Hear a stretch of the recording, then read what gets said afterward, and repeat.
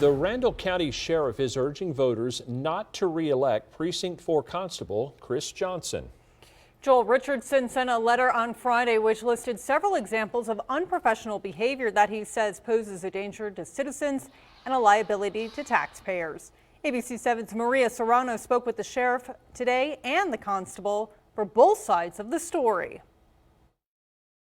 It's very out of character for me to do something like this letter. But there are things that are very, very important to law enforcement in this county. There are some people who just don't need to be wearing a badge. In this letter, Sheriff Richardson bullet points not 2 or 3, but 7 different reasons why Constable Chris Johnson should not be elected this time around. I went to Constable Chris Johnson's house and he says he's surprised by the letter. This all occurred in my first 4 years as a constable. Some of the facts that he has laid out are untrue, and some of them have half-truths. Although Sheriff Richardson did not want to go into specifics of his letter, he says it's important that voters are educated about the candidates. People call me to complain on Constable Johnson thinking that he works for me. And I wanted to make it real clear he does not work for me. He works for the voters of this county. And I'm tired of getting complaints on Constable Johnson.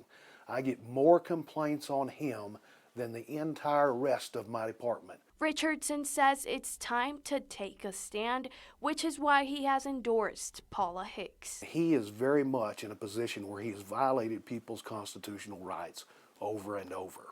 Frisking, searching people, stopping people, just things that are just not right. But Johnson claims he has never been in an accident in his patrol vehicle or verbally abused motorists banging the hoods of their cars, as Richardson claims. The incident at the dragway, if I had done something in that manner, then the sheriff's department wouldn't allow me to work with his deputies or do security for that place if that was my actions.